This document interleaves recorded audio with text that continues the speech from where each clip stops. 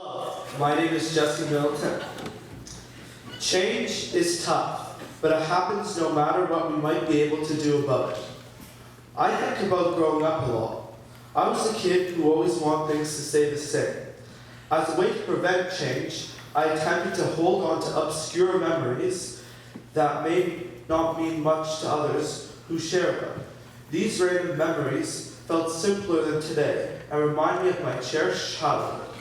It is hard to let go of these memories because they appear like I am leaving my adolescence behind as I quickly move into adulthood.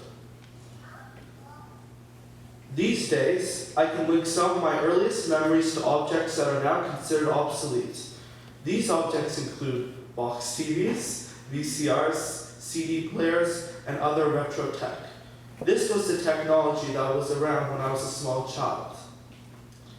A recent painting, titled A Time When Everything Felt Perfect, is a painting of 3 vintage box CDs stacked on a blue mattress. The mattress symbolizes the time when my older brother and I shared the same room at home.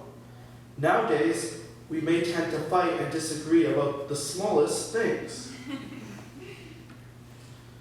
My more recent work focuses on objects that are so obsolete they have almost completely disappeared from our streets, specifically public payphones and newspaper boxes.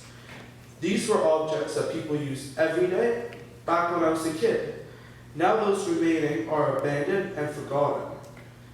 They are intensely interesting to me because I'm afraid that my memories, which I access every day, much like these objects once were, could also end up abandoned and forgotten.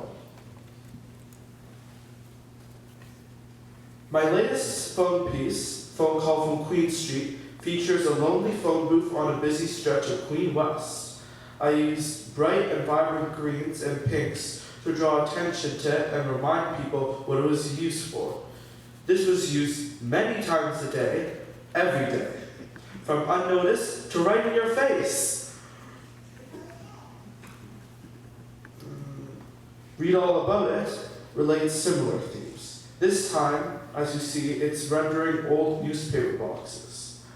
I enjoy reading physical newspapers as opposed to reading them online. I like the way they feel in my hands, flipping through the puzzles and the art sections. There's been research into how our brains make memories, telling us that these memories are not like photographs or videos. They change over time and are actually made of several memories sliced apart and put back together again. So, I'm realizing that not only are some of my memories not totally accurate, but I risk losing important details altogether.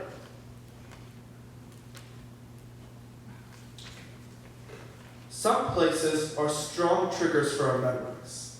Ontario Place is such a place for me, I suspect, and I also suspect for many of my fellow Torontonians as well.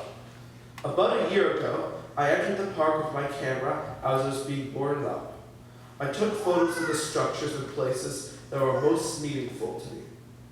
I have documented the structures that I used to play on, especially the water slides, the iconic Cinesphere, staircases, and the architecture of this special park.